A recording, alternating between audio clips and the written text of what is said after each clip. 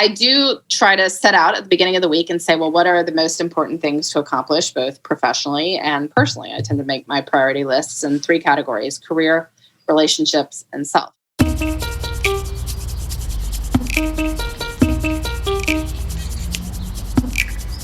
Welcome to Take the Long View with Matt Hall.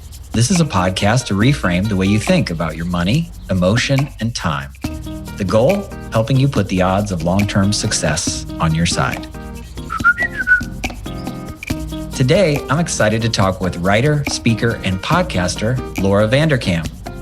Laura's goal is simple and powerful: to help us spend time on things that matter and less on things that don't. Laura Vanderkam has written a number of successful books on time management and productivity, including Juliet's School of Possibilities, Off the Clock, I Know How She Does It, What the Most Successful People Do Before Breakfast, 168 Hours, and All the Money in the World, among others. Laura's work has appeared in publications including the New York Times, the Wall Street Journal, USA Today, Fortune, Fast Company, and she's appeared on numerous television programs, including The Today Show and CBS This Morning, hundreds of radio segments, and has spoken about time and productivity to audiences of all sizes. Listen to this. Her TED Talk, How to Gain Control of Your Free Time, has been viewed nearly 11 million times. And Laura has 2 podcasts. She's the co-host of the podcast, The Best of Both Worlds, and the every weekday morning podcast called Before Breakfast, featuring productivity tips designed to take listeners' days from great to awesome. I listen to that one frequently. She lives outside Philadelphia with her husband and 5 children. Wow. Laura, one of my favorite proclamations that you have goes something like this: whether you're an introvert or an extrovert, a self-starter or someone who prefers detailed directions, you can do your clearest thinking and deepest work at home and have more energy left over to achieve personal goals or fuel bigger professional ambitions. In fact, soon you might find it hard to imagine working any other way. And I can't wait to talk to you about this. Welcome to Take the Long View. Thank you so much for having me. Okay, so I think we should probably start. There's a lot for us to unpack, and you've written so much and talked so much about so many different things. I feel like that my challenge in preparation here was to zoom in on what matters most. And I thought one of the things where I really am curious, I want to start with you on is, how did you get to this place where you were studying time for a living? How did this become your focus? Yeah, well, I didn't grow up saying I want to be a time management expert, and I can't claim that I am always on time everywhere either. But I find time fascinating because we all have the same amount of it. And so while there are people who have more money or who are smarter or better looking than the rest of us, they don't have more time. And so all of us are just trying to make the most of the 24 hours that we have each day, the 168 hours we have each week. And so I began studying it and, writing about it, writing articles. And then once you write one book on a topic, that is what you become known for. And fortunately, I find it fascinating enough that I keep finding new angles and trying to put those out into the world. Well, you are doing it. I remember, this is kind of a weird segue, but it's what's in my head. I remember my dad listening to a country song when I was a kid, and I think it was called I Was Country When Country Wasn't Cool. And I think this relates to you in that you were into remote work from home before it was cool. Before it was a thing. How do you feel now with everyone joining you in the place you've been for some time? Well, I feel vindicated that it is not just a work-life balance perk that is for people who wish to take their foot off the gas in terms of their careers. And that is what, working from home has been seen for so long. It's like, okay, well, maybe this person has been with our organization for like 10 years now. So I guess we can trust them to work from home one day a week, but only Friday, because everyone knows that Friday is the least productive day of the week. So we want to minimize the opportunity cost here, right? And, I'd had business leaders tell me for years things like, I'm looking at the future trends, the future of work, like remote work. That's something we should know about, but it will never work for us, right? Like that was basically the line. It would never work for us. I don't know, because the way these people were emailing and calling people was somehow so special that it couldn't be done anywhere else than the office. And then the pandemic happened and it's like, oh, wait, that meeting could in fact have been a Zoom call. Like that phone call could have been an email. There are ways to stay connected. There are ways to do our jobs. There's ways to, brainstorm new ideas, all these things without seeing each other in the office 40 hours a week. Now, I'm not saying that we don't have to see each other in person sometimes. I think, many people have been missing that during the pandemic. But I think we're going to come to a different place of where that balance is, that it doesn't just have to be, one day a week for people who've been with the organization for 10 years. Like maybe everyone can try working from home 2 to 3 days per week and in the office 2 to 3 days per week. So we can get the upsides of both locations. Yeah, I have to admit, when I absorbed the audio version of your book, The New Corner Office, How the Most Successful People Work from Home, I was one of those leaders who believed that work from home was a perk or a concession. And it was if you were lucky enough to get it, you probably got it on Fridays. And I would say this experience, meaning the pandemic, has definitely changed that perspective, along with reading and listening to your work. And really, you flip it on its head, this whole idea, and talk about how you can actually turn being cooped up into an advantage. What are some of the things that you think the public misunderstands, or that people you speak to or write to misunderstand, like me, about how working remotely really can be an advantage, that it's not a concession? Well, there are a couple of things. I mean, one is that people tend to work best under certain conditions, and those may or may not exist in your office environment. Even something as simple as the temperature. I know a lot of people in the summers have frozen in an over air conditioned office. It is very hard to be productive if your fingers are turning blue.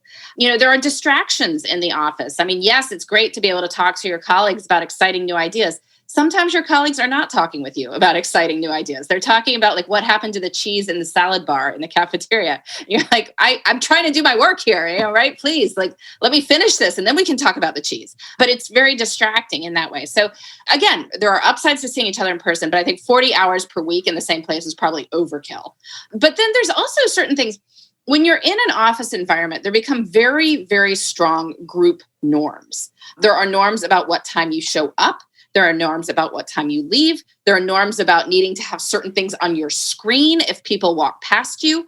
There are norms about, like leaving in the middle of the day. Now, if it's a progressive office, like you're not going to get fired for leaving in the middle of the day, but it makes you feel a little weird of like, oh, I'm going to go have coffee with this person outside our organization who could be useful long-term, but like, why aren't I having coffee with my colleagues? I should be having coffee with my colleagues. Like they're going to look at me. Why am I leaving? It's just, there are these very strong group norms in any situation like that. And those disappear when you are working at home.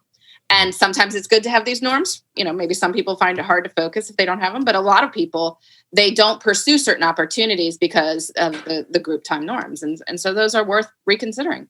Yeah. Well, how do we do great work while we're sitting in the same spot where we normally watch Netflix? I like this. You've posed this question in your book and you have answers. Well, I had to put that in the description partly because that's like what my editor made me. So, when people were first working from home in March, there was this whole like Netflix thing, like, oh my gosh, how are we going to know people aren't watching Netflix all day? I've seen hundreds of work from home schedules over the years. I have never seen somebody spend a whole day watching Netflix. I mean, I've seen maybe like a 30-minute show over lunch, but that's like a break, right? That's not the same thing at all. Most dedicated, driven professionals are not going to sit there watching Netflix all day. In fact, the problem is the opposite, that people don't know when to quit. Like they will keep going all night because they can still see their laptop. And so it becomes very hard for them to shut it down and go do whatever they need to do in their personal lives. I would say if you do find yourself distracted by household things, which is far more likely to be laundry and other such productive seeming things than Netflix, try to find yourself a space that is separate. A lot of people first set up their work from home place at like the kitchen table because it was a flat surface with a chair. And if you didn't have a home office, like that was the flat surface with the chair. Longer term into this, you need to find someplace that's a little bit more out of the way, a little bit more private, a little bit more removed from the rest of your life. If you don't have a separate spot, a corner of your bedroom might work because it's probably got a window and it's probably got a door. You just maybe direct yourself so you're not looking at your bed all day if you don't want to do that. But, maybe it's somewhere else. Maybe it's that you can convert part of your garage or part of your basement or a kid's room during the day if they're off at school or something, or you can move.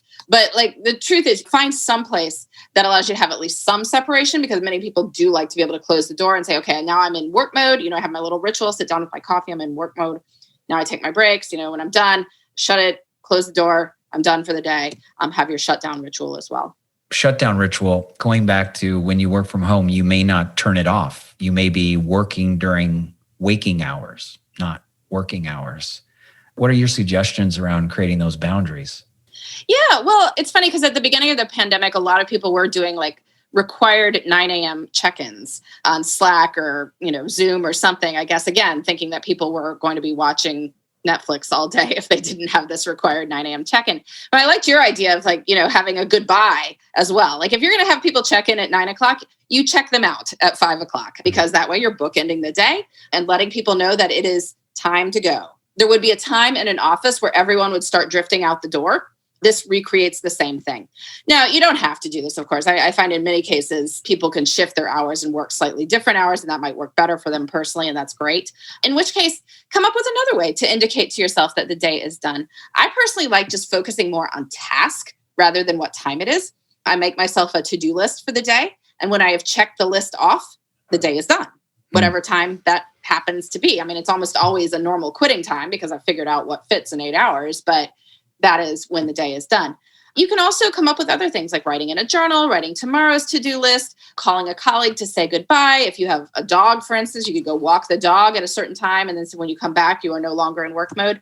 You have children you need to pick up somewhere, sending a sitter home. These are all ways that you can create some sort of end of day ritual and say, once I've done that, now I am back in personal mode, even if I can see my computer from where I am in the rest of the house. You have 5 children. I do. You have multiple podcasts. You've written how many total books? A lot. A lot, yeah. I lose track, yes. And, before the pandemic, you were probably traveling to give speeches. How do you do it all? I don't know. I mean, I think about how I want to allocate my time, and I, probably fail on multiple fronts, multiple times per day. But I do try to set out at the beginning of the week and say, well, what are the most important things to accomplish both professionally and personally? I tend to make my priority lists in 3 categories: career, relationships, and self. And so every Friday, sit down, make that priority list for the next week. Wait, pause, because this is an important point that you hit on in your book. You plan the next week on Fridays. I do, because I want to hit Monday knowing what I need to do for the week. So, that has a couple upsides. One is I don't have to think about it over the weekend because I've already got a plan for Monday.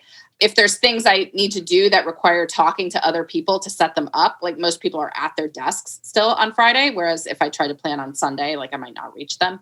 And we have the most energy at the start of anything. So you want to really seize that Monday morning energy for execution as opposed to deciding.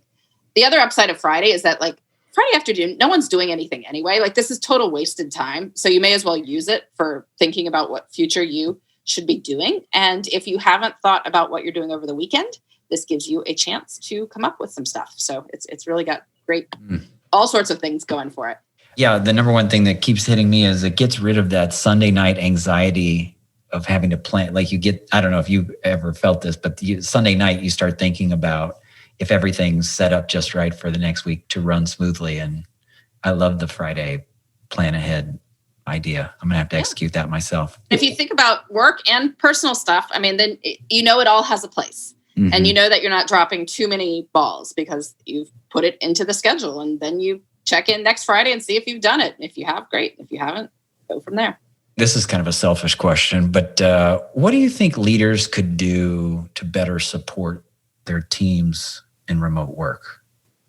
Well, I think there's a couple of things. One is being really good at communication, being clear, like what are the expectations for your performance? And then, when people meet those expectations, awesome. It doesn't have to be about spending 8 hours in a seat. It can be like, these are the things I want you to accomplish this week or that we've come up with together for the day or the week or the month or whatever. And then when they're done, great, we celebrate that. If we're getting off track, then we come back in and see what the issue is and what we can do. In this time in particular, I think there is, a lot of people are juggling more caregiving responsibilities than they normally would because of virtual schooling in many districts, or, other childcare arrangements are not available for whatever reason. And so I think being understanding of that is going to go a long way. I mean, we won't be in this pandemic forever. And if you've got an A+ employee who's kind of operating in the sort of B range at the moment because of their intense personal responsibilities, being like, that B is great. We love that B. Let's stick with that B. Don't walk out the door, right? Like we'll get back to A+ eventually. Like, we love you for the B right now. That can go a long way in buying people's loyalty. Yeah. What about, I hear this or feel this sometimes. I just got off a call with someone who's in sort of business development or sales. And I don't know that people articulate this often, but how can you maintain or grow your network or nurture relationships when you're spending less face-to-face time with people? Well, the interesting thing is that video conferencing is actually pretty good. Those of us who had Zoom Pro accounts before March 2020 were kind of aware of this.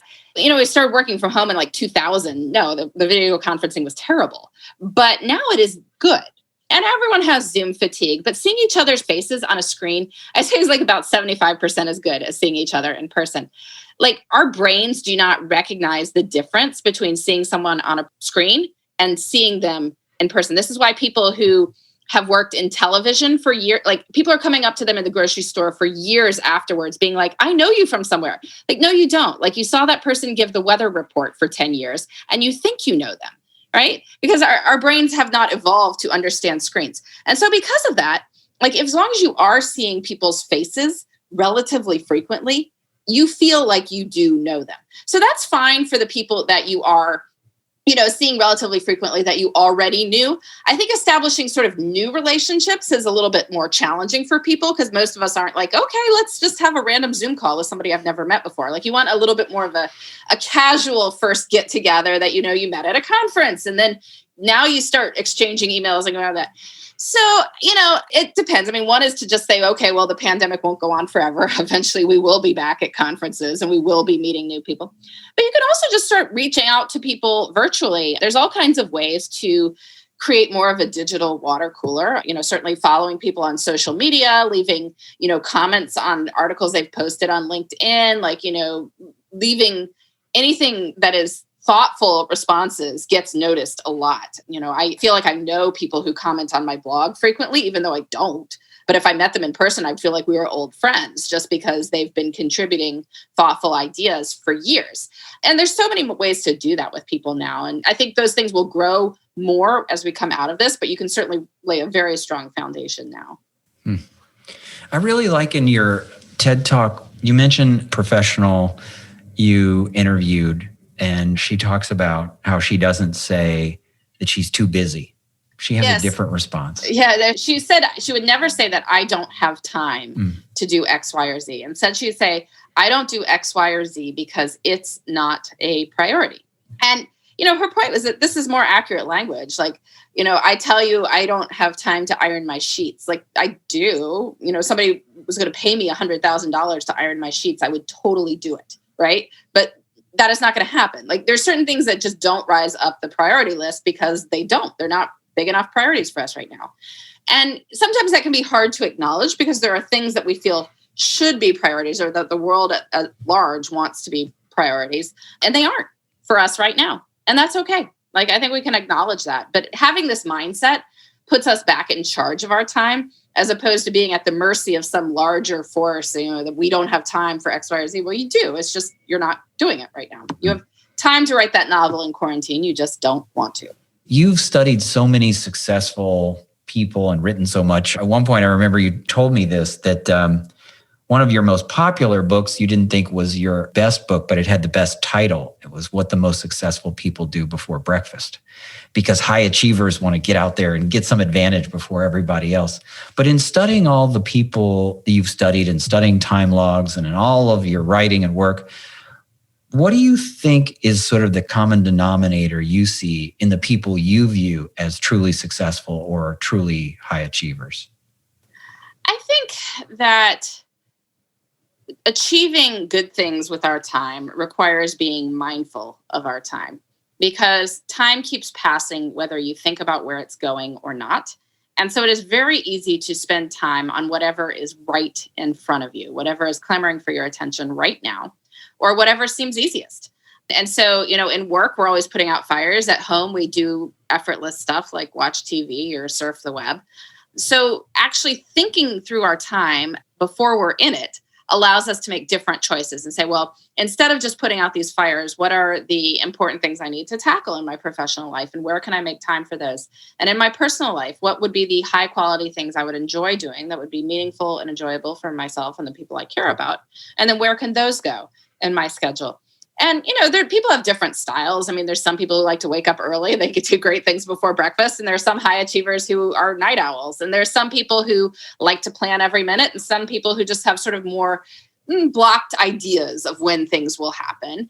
There are some people who are total type A, and then some who are maybe more, creatively oriented. Stuff comes from anywhere. But thinking about our time is really the key to using it well. And so I find that tends to be the common denominator among people who are using time well. In your before breakfast podcasts, they're almost all like 3 to 6 minutes, 5 minutes, something like that.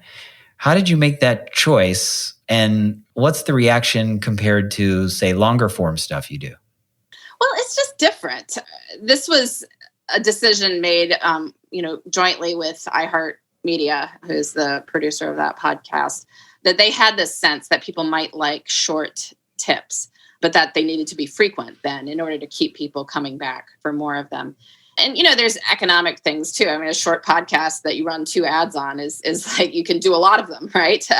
But, I like it. I mean, it's like blog posts, only it's the audio form of them. And so I found it fairly easy to transition into writing those from what I'd been blogging about for years, or advice columns I'd been writing for years. I really enjoy doing a conversational podcast. I have one, Best of Both Worlds, with Sarah Hart Unger. The two of us talk work and family issues every week, and that's a lot of fun. But it's just different. If you want to listen to something that gives you a little shot of adrenaline in the morning to get going, then before breakfast, listen to it while you're drinking your coffee, and you'll take your day from great to awesome. But if you want to hear people chatting about something, having a conversation, then you're listening to a different sort of podcast. Why do you think 11 million people watched your 8-minute TED Talk? What magic did you capture? TED has a great reach. So, I mean, I don't think if I just posted it on YouTube myself, it would have that many million views. But, I think we are all looking for ways to spend our time better. We would all like to maximize our free time. And that was hinted at in the title. And there's some good stories in there too. I talk about a lady who, was tracking her time for me, and had in the course of the week she was tracking, her water heater broke. And so there's water all over her basement. And this emergency requires 7 hours of her time, which, if we try to find 7 hours before the week started, like, we probably wouldn't have been able to find 7 hours. But when we have to find 7 hours, we do. And I think a lot of people can relate to that. And the idea of, we want to treat our priorities as the equivalent of that broken water heater, choosing to find time for them first, treating them with that urgency, and then we get great things done. Yeah. I really like that story, and recommend anyone listening to this take 8 minutes and watch Laura's TED Talk. It's awesome. Can you think of an example in your life where you've taken a long view, or where patience and discipline has really paid off in your own life or career? Part of the reason I'm asking this is because I really like the style of how you present productivity and time management, because it doesn't have this sort of restlessness about it. Like, you have to extract every ounce of value out of every second of your time. It feels like it has an ease about it. There's a patience about it. And I'm wondering if you have an example where you've taken a longer view and where patience and discipline has really paid off. Well, I think whether I'm patient or not, a lot of my career has required me to sort of take the long view, because nothing has been like overnight success on anything. I mean, my first time management book, 168 Hours, got some great coverage. The sales weren't particularly swift at the beginning, but the good news is it sells often as many copies now per week as it sold when it first came out. And that's 10 years ago. So, that's great to have something that is taking the long view, in that the book will still be around and still be selling, 10 years after it comes out.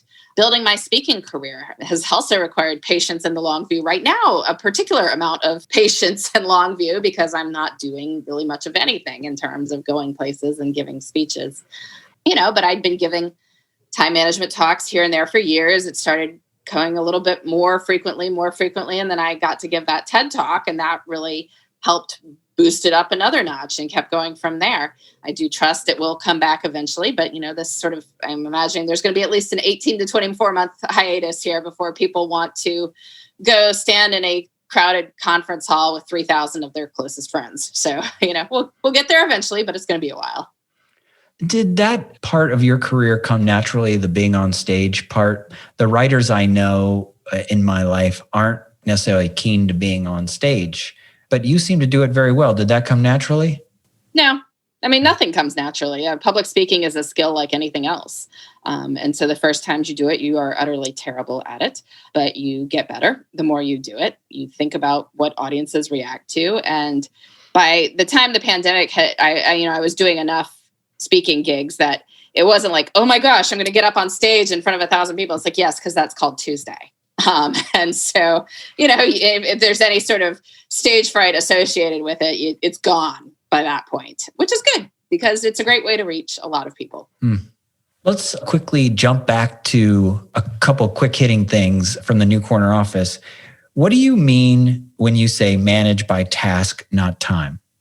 I mean that we should think what we're intending to do for the day. Like, what are the 3 to 5 tasks that are most important for me to get done today? List those out, assign a time to them if you want. But when those tasks are done, then you've had a good day.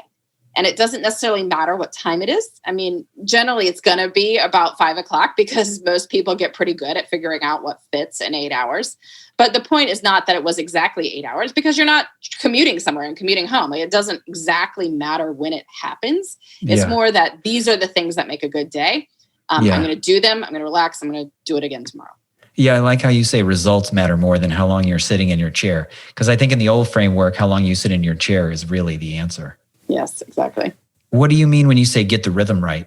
We want to think about how a day starts and, as we talked about earlier, how the day ends, because otherwise people will just work into the night. So, figure out when you're going to take breaks, how you can manage your energy, and you will get a lot more done.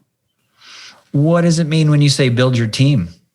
Well, working at home doesn't mean necessarily always working by yourself. You want to make sure that you are nurturing those relationships you have with colleagues, with people outside your office too. And, making sure that that is still part of your day, even if you're not seeing each other in person. Think big. Well, there's nothing small about working from home. In the past, we were thinking about it as taking your feet off the gas, that, this is a work-life balance accommodation. But in fact, when you work from home, you can still think big and think strategically about your career, like how to become a thought leader, for instance, how you might become known for something and then be able to leverage that into more opportunities. And last but not least, you say optimize for well-being. Yeah, well, the good news about working from home is that you can make some healthier choices if you wish to. A lot of people trade off commuting time for exercising time because that's when they would be working out. You have the opportunity often to eat more healthfully just because you have access to your fridge and your leftovers and your stove and all that stuff for lunch that you might not at an office. You can just work how you work best. And there are lots of mental health upsides in being able to go outside at the time that's best for you without worrying about those group time norms, or, working in jeans, or having a great view out your office window because you control it as opposed to being in a cubicle somewhere. So, you want to take advantage of those strategic opportunities that working from home presents. I love it. And you've changed the frame or the way I look at working from home or working remotely or working from anywhere. And I appreciate that. I'm sure the listeners will too. If people want to learn more about you, where should they check you out? They can come visit my website, which is lauravanderkam.com, or check out the Before Breakfast podcast as well. That'd be a great way to get into something with just a few minutes. Yes, and you have a very soothing voice in that podcast. I like it. Thanks so much. All right, Laura, thanks for doing this, and thanks for your contribution to helping us manage and make the most of our time. I love it. Thanks for having me. All right. See you later. Bye. Wow. Amazing stories. I'm Buddy Reisinger, a longtime member of the Hill Investment Group team that helps translate Matt's thinking into action for our clients. If you want to learn more about evidence-based investing or gaining back weeks of your life, head on over to our website, hillinvestmentgroup.com, and order a complimentary copy of Matt's book, Odds On, or even better, set up a complimentary call or meeting, and we look forward to hearing your story.